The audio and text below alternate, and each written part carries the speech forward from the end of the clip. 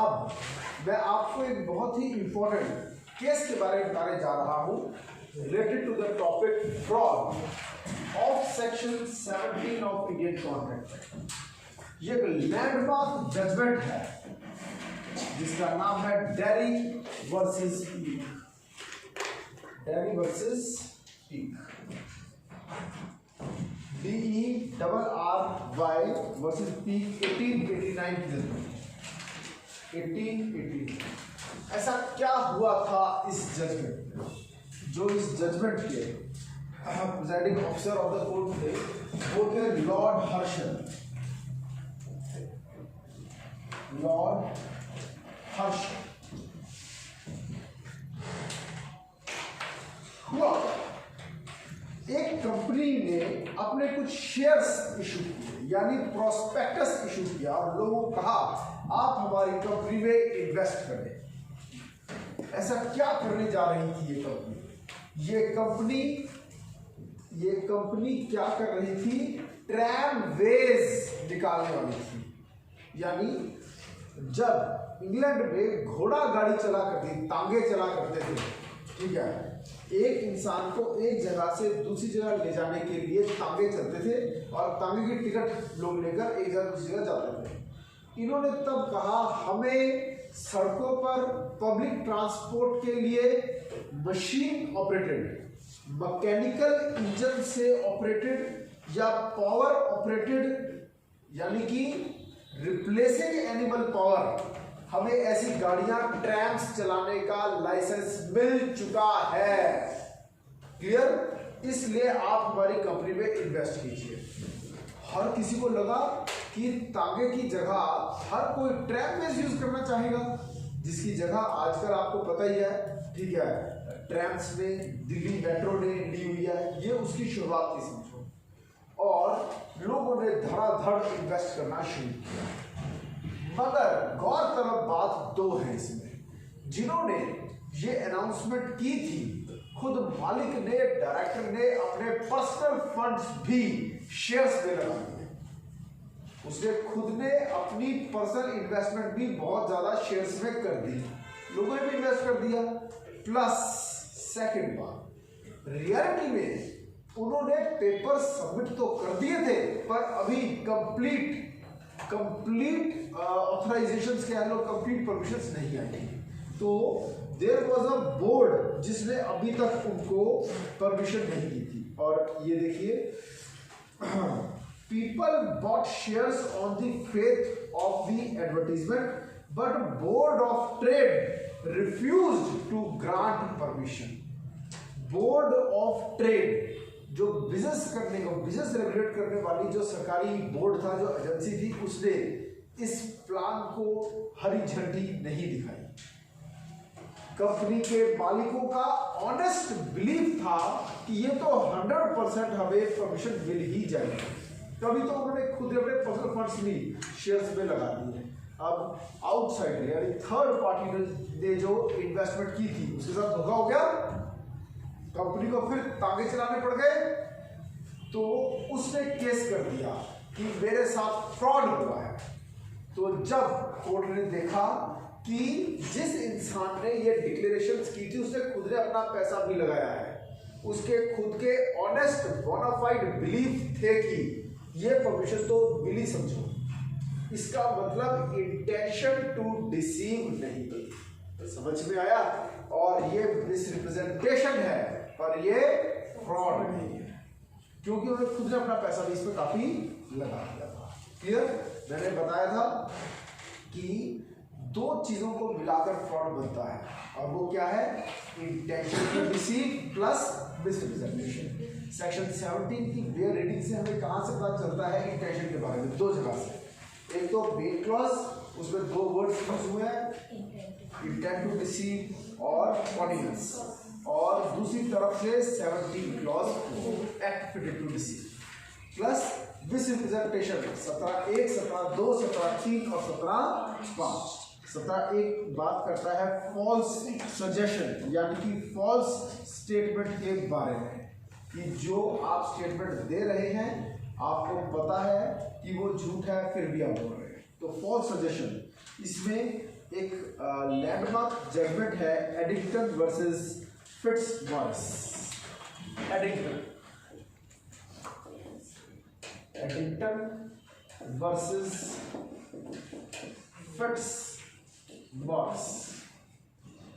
Eddington versus Fitzmaurice 1885, जहां एक company बहुत ज्यादा घाटे में थी और प्रेसिंग लायबिलिटीज में थी, लोन ले रखे थे और लोन चुकाने का पैसा नहीं था उस कंपनी के पास। The company had pressing liabilities, और ऐसे में उन्होंने डिबेंचर्स इशू कर दिए, और जो डिबेंचर्स इशू किए उसका पर्पस बताया कि ये डिबेंचर से जो पैसा आएगा उसे हम लैंड बिल्डिंग खरीदेंगे, completing the buildings, purchasing assets and development. इन कामों के लिए जनता का पैसा इस्तेमाल होगा। शेयर्स अलग चीज होती है, डिबेंचर्स एक तरह से लोन लेना होता है। ये लोन का पर्पस बता दिया, लेकिन उस पैसे को जो डिबेंचर्स इशू करके जो पैसा आया उसको यूज किस चीज में किया गया? अपने लोन चुकाने में। कहा गया था किस चीज में पैसा खर्च होगा? बिल्डिंग बनाने में। लोगों को लगा कि बाय एनी चांस अगर कंपनी पैसा नहीं दे पाई तो हम उसके लैंड बिल्डिंग एसेट्स बिकवा लेंगे, पर बाद पता चला कहां से बिकवाओगे? उन्होंने जनता के पैसे को लैंड बिल्डिंग पर खर्चा किया ही नहीं, उन्होंने तो क्या किया है? अपने खुद के लोन्स चुकाए हैं। तो ये क्लियर कट फॉल्स स्टेटमेंट है, फॉल्स रिप्रेजेंटेशन है, और यहां पर ये फ्रॉड है, इंटेंशन टू डिसीव है। सेक्शन 19 की इलस्ट्रेशन ए और सी देखिए। सेक्शन 19 की इलस्ट्रेशन ए और इलस्ट्रेशन सी देखिए। Illustration A, A intending to deceive B falsely represents that 500 bonds of indigo are made annually at A's factory. कि धोखा देने के लिए A ने कहा कि फैक्ट्री में 500 बॉन्ड इंडिगो बनता है at A's factory and thereby induces B to buy the factory. The contract is voidable at the option of B. अब ये B के साथ धोखा हुआ, 500 बॉन्ड्स ऑफ इंडिगो बनता नहीं था, फिर भी ए ने जान उसे झूठ बोल दिया, तो ये क्या हो गया? इंटेंशन टू डिसीव है, मिसरिप्रेजेंटेशन है, फॉल्स स्टेटमेंट है, कॉन्ट्रैक्ट इज वॉइडेबल। इलस्ट्रेशन ए करवाइए मैंने ऑफ सेक्शन 17। फिर देखिए बी, इलस्ट्रेशन ए के बाद बी देखिए, ये ए से ही जुड़ी हुई इलस्ट्रेशन है, ठीक है। A by misrepresentation leads B earnestly to believe that 500 bonds of indigo are made annually, ठीक है, at A's factory. B examines the accounts. A ने कहा कुछ ऐसी बातें कही जिससे बी को यह विश्वास हुआ कि ये पता लगा कि 500 बॉन्ड्स ऑफ इंडिगो बनता है, पर उसने एक ही बात पर विश्वास नहीं किया और खुद जाके रिकॉर्ड्स एग्जामिन किए और उसको पता चला कि ये बात झूठ है, ठीक है। उसके बाद उसको ये नहीं पता चला झूठ है, उसके बाद wait, B examines the accounts of the factory which show that only 400, उसको ये पता चल गया कि ये सिर्फ 400 बॉन्ड बनाता है, 500 बॉन्ड वाली बात झूठ है, क्लियर। मगर फिर भी वो कॉन्ट्रैक्ट करता है। The contract was entered into, is contract voidable?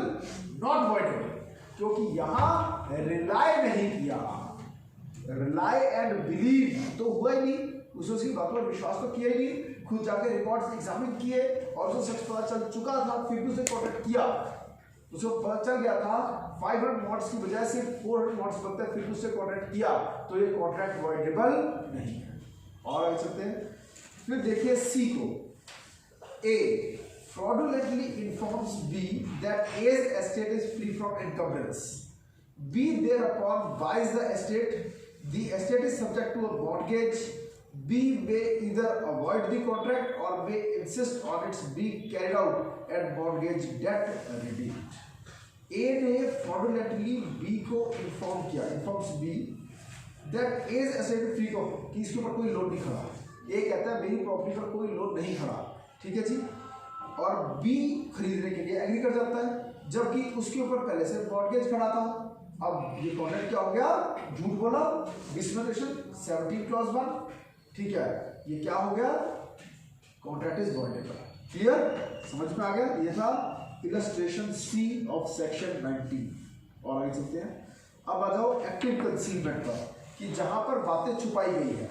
इसमें पढ़ने वाले जो दो इलस्ट्रेशन है वो है सेक्शन 19 के डी दिल्ली और England.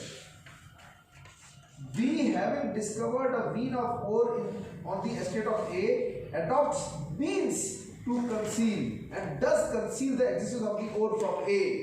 Through A's ignorance, B is enabled to buy the estate at an undervalue. The product is voidable at the option of A. एक मेटल की ओर की धातु है एक जमीन पे, इसका पता चल गया था X को, और X ने Y के साथ, यहाँ X ये मुझे वर्ड बोलना चाहिए B, और उसने कोशिशें की, कुछ ऐसे स्टेप्स उठाए जिससे क्लियर हो गया कि बी के स्टेप्स की वजह से सच ए तक नहीं पहुंच पाया। Active means did something special, did something, कुछ किया, कोई पॉजिटिव एक्ट किया ताकि ए को सच ना पता लगे, जिसकी वजह से कॉन्ट्रैक्ट हुआ, तो ये हो गया एक्टिव प्रिंसिपल। क्लियर। अब फिर आता है E, A is entitled to succeed to an estate at the death of B, B dies, C having received intelligence of B's death, ठीक है, prevents intelligence reaching A. A is entitled to succeed to an estate at the death of B. A को एक property मिलेगी जब B की death होगी, B की death हो गई, C को पता चल गया, मगर C ने इस बात का A को पता नहीं लगने दिया और सस्ते में प्रॉपर्टी मिलेगी। एक्टिवली कुछ स्टेप्स किए जिससे A को प्रॉपर्टी मिलेगी तब जब B मर जाएगा, और B मर गया, इसका पता सी को चला और सी ने कुछ ऐसा किया ताकि ए को ना पता चल सके कि बी मर चुका है। क्लियर। और फिर सी से सौदा कर, सी और ए के बीच सौदा हुआ, सी ने ए से सौदा किया प्रॉपर्टी को खरीदने का। क्लियर। तो active steps taken so that truth may not reach a, this is active concealment, correct is what. Clear. और आगे चलते हैं 17 क्लॉज 2 में और भी कई इंपॉर्टेंट पॉइंट्स आ जाते हैं, ठीक है। फिर 17 क्लॉज 3 आपको प्रॉमिस करते हैं जहां पर आपने पहले सोचा था प्रॉमिस को पूरा नहीं करना, फॉल्स प्रॉमिस, जैसे लोन लिया और सोच रखे वापस नहीं करेंगे, या फिर इंस्टॉलमेंट आपने लोन लिया जिसका दीवार निकल चुका है, गुड्स क्रेडिट पे लिए और पहले सोच रखा था इसके पैसे अब देंगे नहीं। क्लियर। ये सब फ्रॉड है। Clear. Then any other act fitted to deceive, जैसे कि आशा कुरैशी वर्सेस अफक कुरैशी 2002। एक वाइफ ने नहीं बताया कि पहले भी उसकी कोई शादी हुई है, ठीक है, शी इज अ विडो, शादी के बाद तो उसकी पहले भी शादी हो चुकी है, this is a fraud. Then Akhtar Jahan Begum versus Hazari लाल का एक केस है जो 17 क्लॉज 5 के साथ पढ़ा जाता है कि डिफेक्टिव टाइटल की बात सेलर ने बायर को नहीं बताई, दिस टीटीओ के साथ दिया हुआ है। क्लियर। ये कुछ मेन पॉइंट्स हैं जो मैंने अभी कवर किए रिलेटेड टू सेक्शन 70। अब हम स्टार्ट करेंगे अगला चैप्टर अगले सेशन में, सेक्शन 18 मिसरिप्रेजेंटेशन। ओके।